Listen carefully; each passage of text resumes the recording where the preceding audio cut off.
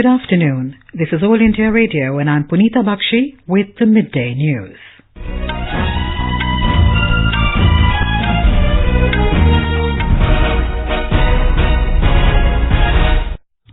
The headlines. UAE Foreign Minister to call on Prime Minister Narendra Modi in New Delhi this evening. Rebel MLAs from Karnataka Congress skip Legislative Party meeting. Parliament witnesses noisy scenes over political situation in Karnataka. Rajya Sabha adjourned twice. CBI searches 110 locations in 19 states in cases related to corruption, arms smuggling and criminal misconduct. MeT Department forecasts very heavy rainfall in Mumbai and nearby places in the next 24 hours. US Congress to vote today on bill lifting country cap on green card, and in the ICC Cricket World Cup, India to play New Zealand in the first semi-final in Manchester in a short while.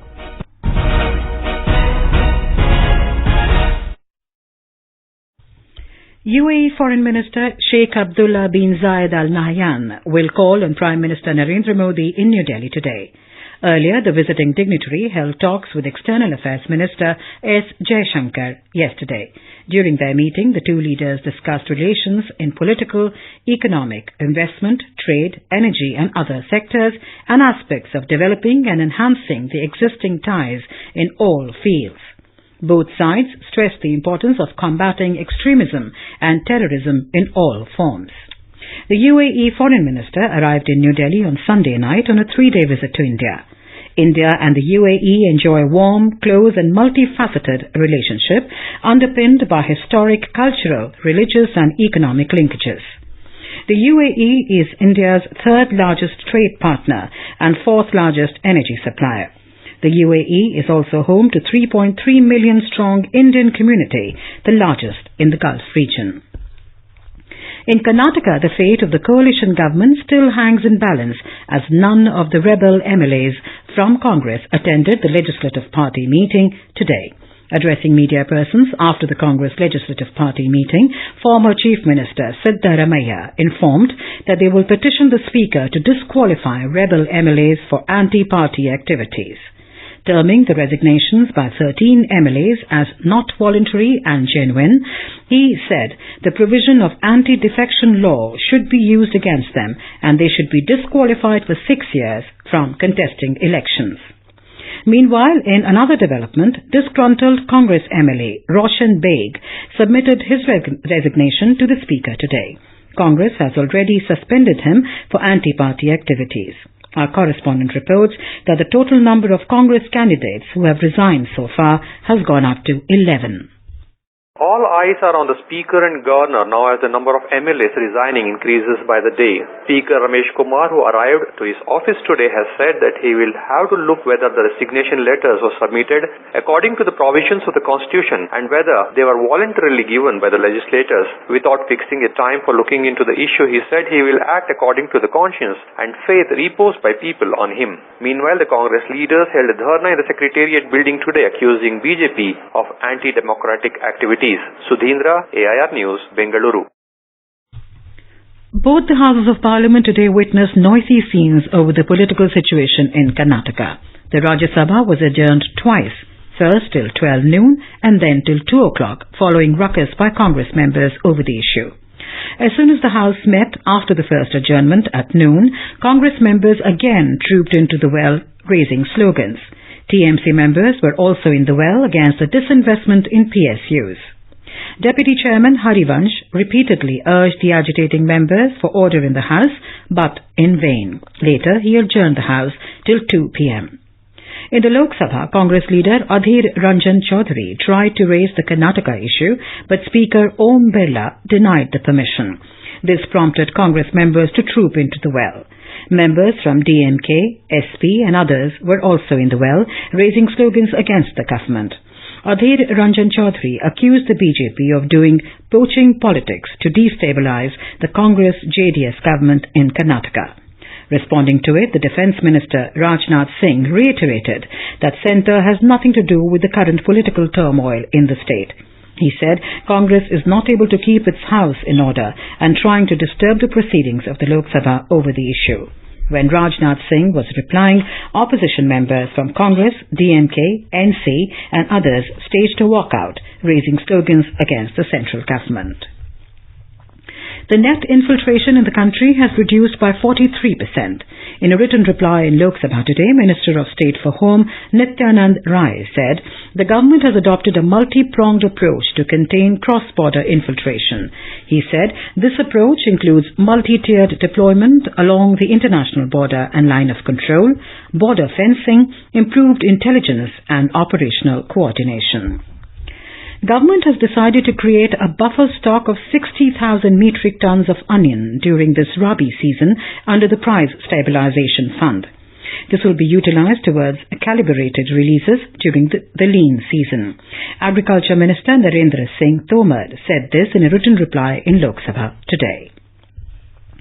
BJP will organize Padyatra in every parliamentary constituency from the 2nd to the 31st of October this year to celebrate the 150th birth anniversary of Mahatma Gandhi. Parliamentary Affairs Minister Prahlad Joshi informed this after BJP's parliamentary party meeting in New Delhi today. Briefing reporters, Mr. Joshi said Prime Minister Narendra Modi told the MPs to interact with the people and make them aware about contribution of Mahatma Gandhi in the freedom struggle. Mr. Joshi said 15 to 20 teams will be formed in every parliamentary constituency and they will travel 15 kilometers per day covering every booth. 2 अक्टूबर से 31 अक्टूबर सरदार वल्लभ भाई पटेल जी का जन्म दिवस. In 27-28 days from 2nd October till Sardar Vallabh Bhai Patel's birth anniversary 31st October, 150 km Padyatra will be held in each Lok Sabha constituency. The Member of Parliament of that constituency must have to visit the Padyatra at least once. The Prime Minister spoke to MPs to interact with people and make them aware about contribution of Mahatma Gandhi, 75 years of independence, freedom struggle and plantation program. माननीय प्रधानमंत्री जी ने आज हम सबको मार्गदर्शन किया. News just in, Rajya Sabha has been adjourned for the day over the Karnataka political issue. A meeting of Congress MPs in Lok Sabha was held in Parliament House today. It was called to discuss the party's strategy to be adopted in Parliament. The meeting was attended by UPA Chairperson Sonia Gandhi and other senior Congress leaders and MPs. In a countrywide operation, the CBI carried out searches at 110 locations in 19 states in connection with fresh cases related to alleged corruption, arms smuggling and criminal misconduct. According to officials, the CBI has registered 30 fresh cases. This is the second massive search operation by the agency in a week. This is All India Radio giving you the news. For quick news updates round the clock, follow us on Twitter at AIR News Alerts. India Meteorological Department IMD has forecast heavy to very heavy rainfall in Mumbai and its suburbs in the next 24 hours. The Weather Department has also predicted heavy rainfall at isolated places over south interior Karnataka, Konkan and Goa this week. It is also forecast heavy to very heavy rain at isolated places in Uttar Pradesh for the next 48 hours. The weatherman said thunderstorm accompanied with lightning at isolated places is very likely over Jharkhand and Odisha. In the wake of IMD's forecast, Mumbai police have urged people to take precautions and ensure safety. Our correspondent reports that despite the red alert, life in Mumbai is running normal. A report. Rains have taken a breather in Mumbai, Thane and Palghar district today after heavy downpour last night. Many areas have been experiencing nice, bright and sunny days. However, precautionary measures still remain in place as fishermen have been warned not to venture into the sea. It is noteworthy that Mumbai has received 84% of its average July rain in the last 8 days. Meanwhile, a person was injured when a wall collapsed in suburban Andheri, while 2 young boys drowned in an open pit in Mumbai's neighbouring Kalyan. Kunal Shinde, AIR News, Mumbai. The Supreme Court declined to entertain the plea of P. Rajagopal, the founder of food chain Sarvanath Bhavan, seeking more time on medical grounds to surrender for serving life imprisonment in a murder case. A bench headed by Justice N.V. Ramanna said his illness was not raised before it during the hearing of the case appeal. Rajagopal was to surrender on the 7th of July to serve life term for murdering an employee in October 2001 to marry his wife. Delhi High Court today refused to allow Jet Airways founder Naresh Goyal to go abroad, saying that no interim relief can be granted at this stage. Justice Suresh Kaith, however, said that Goyal may deposit an 18,000 crore rupee guarantee if he wants to travel abroad. The court also sought Centre's response on Goyal's plea, challenging a lookout circular issued against him. In Chhattisgarh, a woman Maoist was killed in an encounter with security forces in Bastar division this morning. According to police officials, an exchange of fire took place when a joint team of Special Task Force, Cobra Battalion and District Reserve Guard raided a Naxal hideout in Dabakonta jungles of Chintagufa area in Sukma district. Air India has said that pilgrims returning from Saudi Arabia after Hajj will be allowed to carry holy water from the Zamzam within permissible baggage allowance. Earlier, the sales team of Air India's Jeddah office reportedly wrote to all travel agents stating that till the 15th of September, due to change of aircraft and limitation of seats, Zamzam cans will not be allowed on some flights. American lawmakers will decide today on lifting the country cap on issuing green cards through voting in Congress. The move may benefit thousands of highly skilled Indian IT professionals. Most Indian IT professionals are highly skilled and go to the US mainly on the H-1B work visas. With bipartisan support, the Fairness for High-Skilled Immigrants Act is expected to clear in the US House of Representatives. According to the Congressional Research Service, CRS, this bill increases the per-country cap on family-based immigrant visas from 7% of the total number of such visas available that year to 15%. The bill, however, has to be passed by the Senate before it can be signed into law by the US President. International Monetary Fund, IMF, has said Pakistan is facing significant economic challenges due to weak and unbalanced growth, adding that it needs an ambitious and bold set of reforms. Cash-strapped Pakistan had approached the IMF in August last year for a bailout package after the Imran Khan government took over. In an accompanying report, the IMF said that Pakistan's economy is at a critical juncture. Currently, it has a currency reserve of less than $8 billion, enough to cover only 1.7 months of imports. And in the ICC Cricket World Cup, India will take on New Zealand in the first semi-final at Old Trafford in Manchester in a short while from now. A report.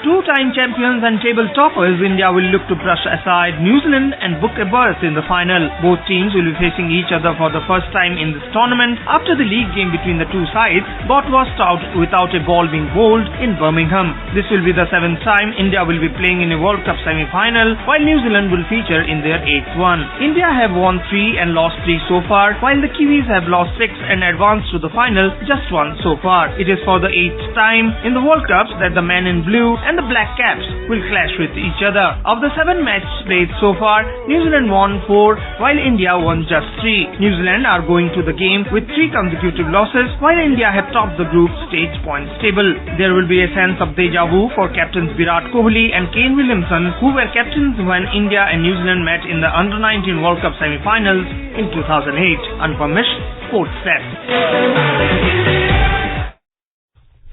And now, before we end the bulletin, the headlines once again. UAE Foreign Minister to call on Prime Minister Narendra Modi in New Delhi this evening. Rebel MLAs from Karnataka Congress skip legislative party meeting. Parliament witnesses noisy scenes over political situation in Karnataka. Rajya Sabha adjourned twice.